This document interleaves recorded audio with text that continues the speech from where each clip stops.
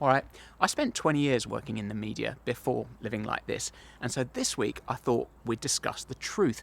Can you trust what you hear on television and from institutions? Rather than just talking, I'll also be getting on with some work on the food forest down here, and I'm going to be battling some rats. Have you ever stopped to wonder whether the information around us is even true? Not in a sensational way, I mean something more ordinary. Whether the news we read, the stories we hear, the statistics which we are fed actually reflect the world in which we live.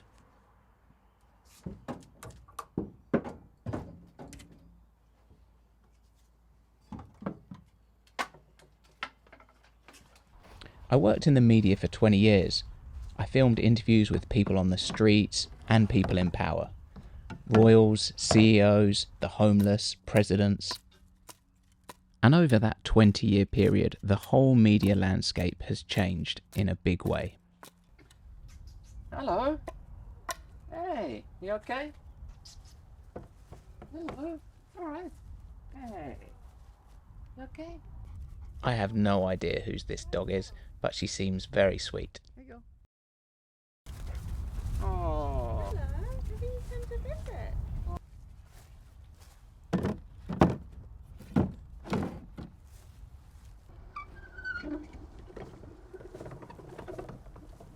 According to a 2023 Gallup poll, only 18% of Americans say they trust television news. 18%.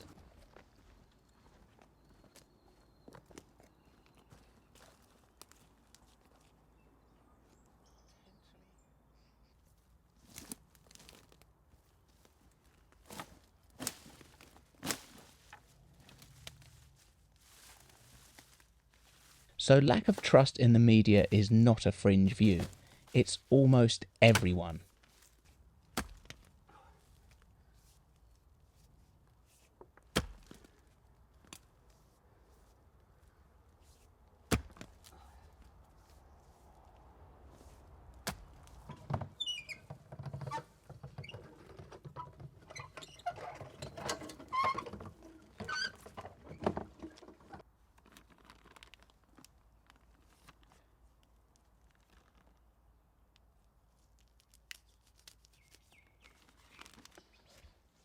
And it opens up a massive question.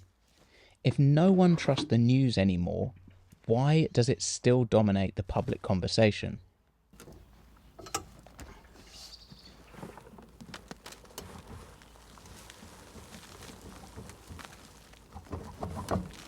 Maybe it's not about the truth anymore. Maybe it's about feeling something, confirmation, outrage, comfort.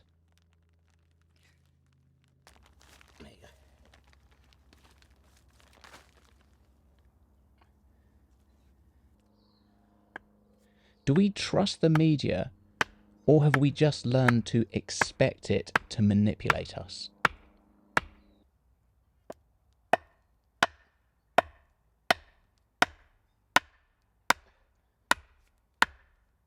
Surveys show collapsing trust in governments, health authorities, courts, and banks. Some of that started years ago, but it hit a breaking point during COVID.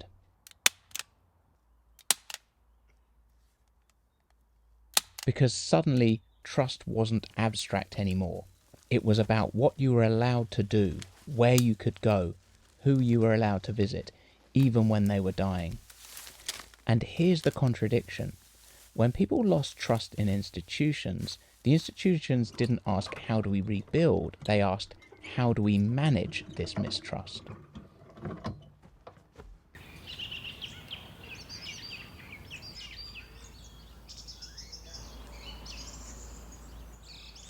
Good morning. I woke up this morning and I could hear the pump switching on and off. I looked at this, took the panel off, and there's water just spraying everywhere. Rats, man. I hate rats. You can tell they've just gnawed these little bits of the pipe.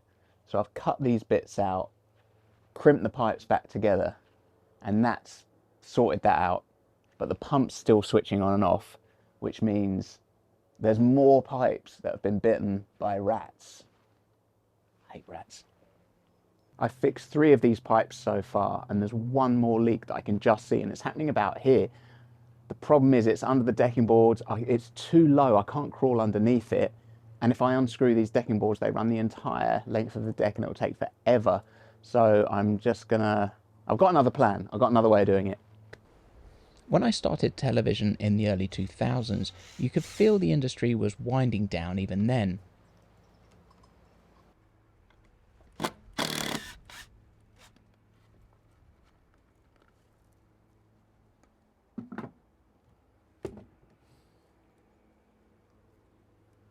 People 10 years older than me talked about the golden years. Just 5 channels, massive budgets, research teams, larger camera crews.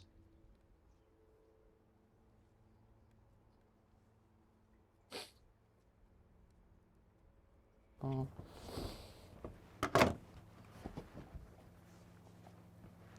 By the time I came along, a lot of that was gone.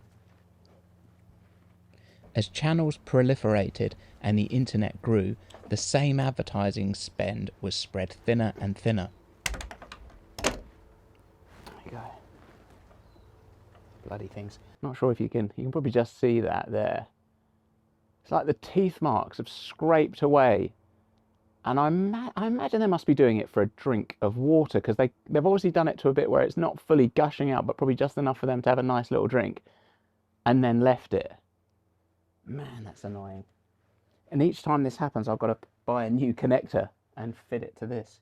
Anyway, that should solve the problem.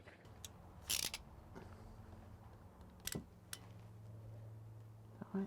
Yeah. Crews and budgets shrank, tighter deadlines, less research, less room for uncertainty. Okay, so put that back. Reality was expensive, so to some degree you made it simpler.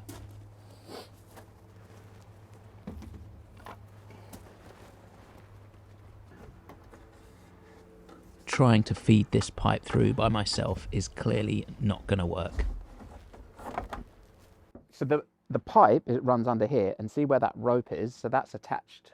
So if you pull that gently, so if you go down there and pull, yeah, so this, but at the moment it's kind of, the pipe's caught on something, so it won't come very well. But what I'll do is I'll feed it from there, and you just gradually, yeah, just gently, and that's, oh, I can feel it's getting caught on something. Hang on, I'll just pull it my way. Let it come through to me actually for a little. Or is it just stuck a little bit? Can you see it? Yeah. Really. I can't release it. It's stuck under this pipe there. Can you see it? Yeah, but you can fit on it. Yep, done. Yes, look at that. Now I've got a fixed pipe. There's a line from Carl Jung that's been echoing in my head lately. He said, "Be careful of unearned wisdom."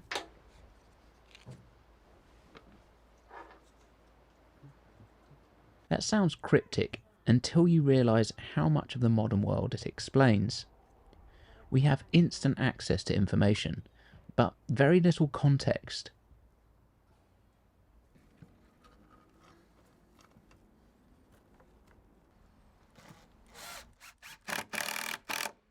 The kind we might have once gained from reading a whole book. We get instant answers, but no time to sit with the questions.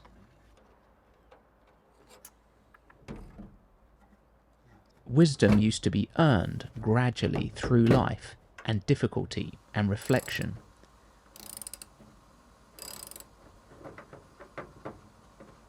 Now we absorb opinion as if they were knowledge.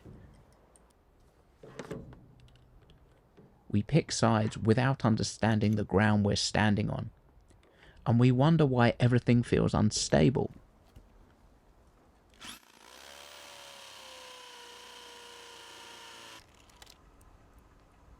Jung also said, a reward becomes a punishment if it's not properly earned. Maybe that's where we are. We've got all the data, all the headlines, all the outrage, but no real understanding. Yes, look at that. Just borrowed certainty dressed up as truth. This is not very pretty, but it is amazingly functional. If I kill a rat and then I throw it in the hedgerow, it will stink for weeks. If I throw it down there, I won't be able to smell a thing. So this, I didn't put it here, it was just here when we bought the property, but this is actually a really useful little thing to have.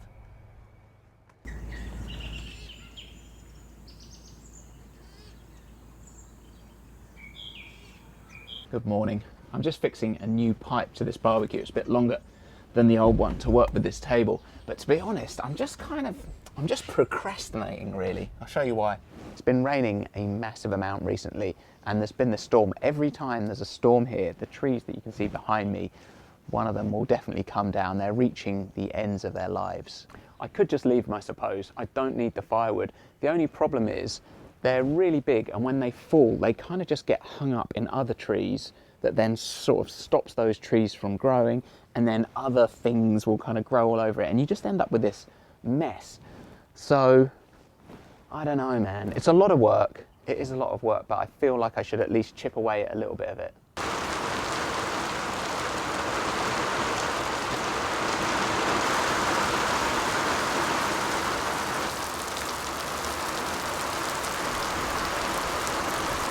This will pass in a minute. We'll get bright blue sky, and we'll have that for a bit, and then more rain. This place gets so much rain. I remember working on a reality TV show. The director said to me, "Life is grey. We don't want grey, we want black and white." The fact that this may be a slightly pointless mission to tidy up the trees is real life. It's very grey. So here is a reality TV version. We desperately need more wood for the winter, and if this wood is left on the floor, it will rot. In this storm, the forest is a dangerous place to work. At any moment, another tree could fall. But if we don't get enough wood for winter, we will freeze in the bus.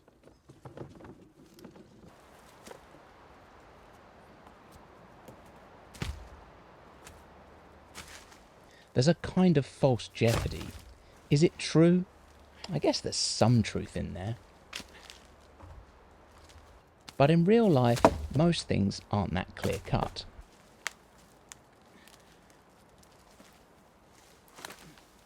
And here's the thing, the line between reality TV and reality news has become worryingly thin.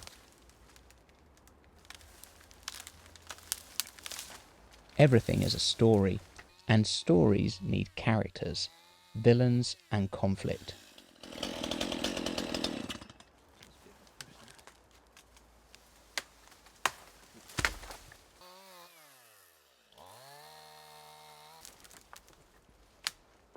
The news isn't just about events, it's about narrative, and narrative needs sides.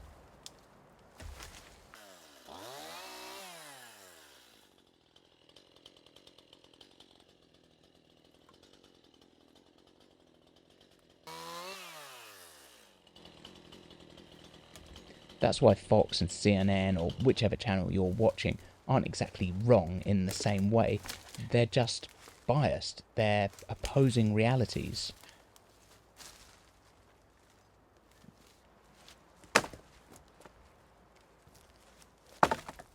And if you live inside one of them long enough, it starts to feel like everyone else is deluded or evil.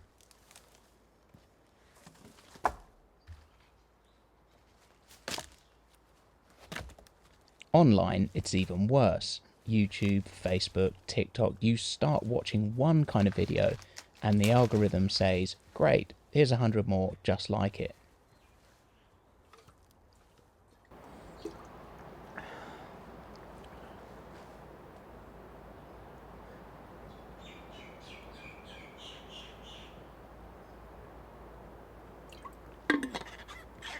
Instead of a newspaper, we all have personalised news feeds.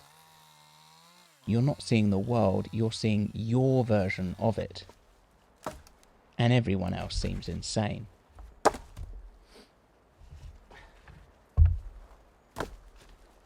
The deeper you go, the more certain you feel, and the more certain you are, the harder it is to learn anything.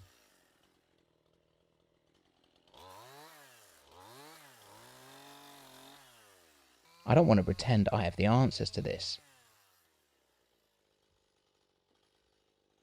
I just know when the world feels off, it's probably not because you changed, it's because the signals we rely on, the institutions, the media, the platforms, they're all breaking at once.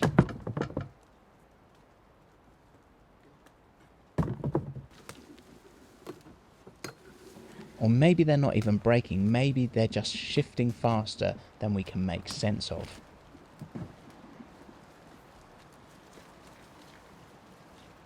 But here's what I do know. The truth isn't a team sport, and trust isn't something you demand, it's something you earn.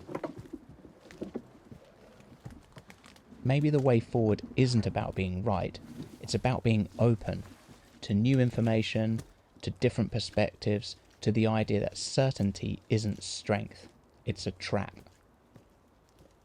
If you want to take this conversation further, I made a video a couple of weeks ago called The World Feels Off, so we went here. I'll leave a link to that. Check back next week where I'll be making something really cool out of that big pile of wood behind me. Thank you so much for watching. See you next week.